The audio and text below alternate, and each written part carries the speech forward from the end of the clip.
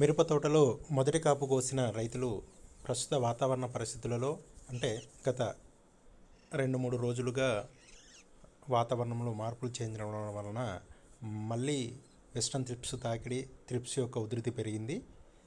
అయితే మొదటి కోత కోసిన తర్వాత జనవరి మొదటి వారంలో వాతావరణంలో పైరగాళ్ళు వీయడం వలన తోటలన్నీ చిన్న చిన్న మందుల ద్వారా సక్రమంగా thrips, mites, western thrips control అవ్వడం జరిగింది.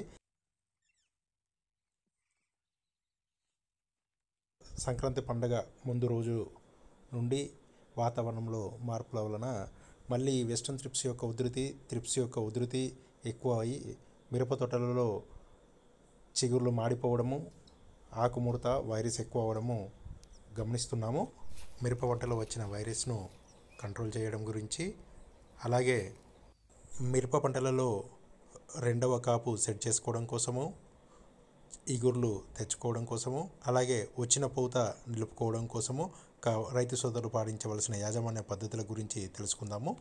గరుడ కంపెనీ వారు నూతనంగా విడుదల చేసినటువంటి గురు అనే ఈ ఇన్సెక్టిసైడ్లో పిప్రనిల్ 10% ఉండి, అలాగే డైఫెన్థ్యూరాన్ 30% WG రూపంలో ఉండి మిరప తోటలో ఆశించినటువంటి తెల్లదోమని మరియు త్రిప్స్ని సమర్థవంతంగా నిరోధిస్తుంది. ఇందులో కనుక ఇసాబియన్ కనుక 400 ml కలుపుకున్నట్లయితే మిరప తోటలో పూత నిలవడము మరియు కొత్త ఎగులు రావడం జరుగుతుంది. మరొక మంచి పురుగు మందు కాంబినేషన్ తెలుసుకుందాము. డెలిగేట్ మరియు పెగాసిస్ ఈ రెండు మందుల కాంబినేషను మిరప తోటపై అద్భుతంగా పనిచేస్తున్నాయని రైతు సోదరులు తెలియజేయడం జరిగింది. ఇందులో కనుక ఎరీస్ కంపెనీ వారి అగ్రిప్రో కనుక కలుపుకున్నట్లయితే కొత్త ఎగురులు రావడము మనము గమనించవచ్చు. డెలిగేట్ వాడడం వలన తోటలో ఉన్నటువంటి త్రిప్స్ మరియు సన్నటి పురుగు నియంత్రించబడుతుంది. అలాగే ఈ కాంబినేషన్లో పెగాసిస్ వాడడం వలన తెల్లదోమ, కొద్ది వరకు ఎర్రనల్లిని కూడా మిరప తోటలో మనము నియంత్రణ చేసుకోవచ్చు. గత నెలలో అదమా కంపెనీ వారు ట్రాసిడ్ అనే పురుగు మందును విడుదల చేయడం జరిగింది.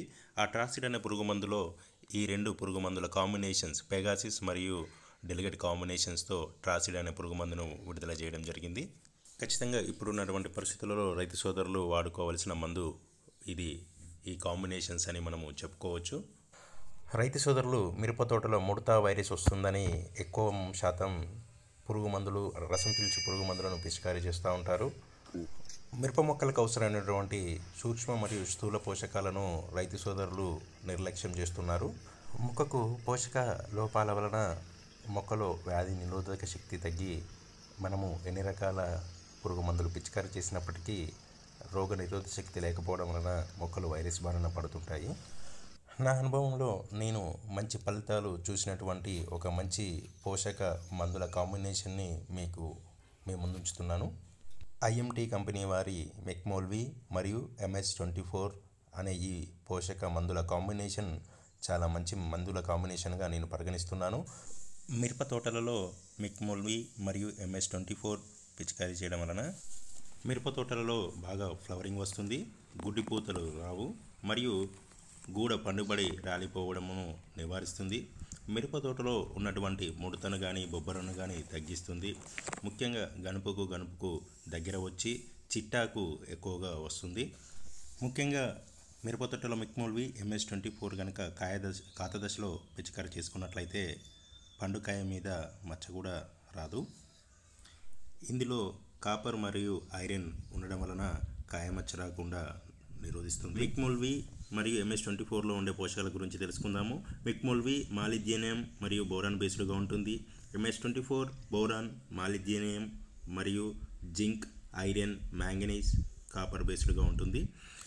ఈ రెండు మందుల కాంబినేషన్తో పాటు ఇందులో మెగ్నీషియం కలిపి పిచికారీ చేసుకున్నట్లయితే మిరప తోటలో క్లోరోఫిల్ డెవలప్ అయ్యి ఫోటోసింథసిస్ బాగా జరుగుతుంది. ఈ మందుల యొక్క డోస్ గురించి తెలుసుకుందాము.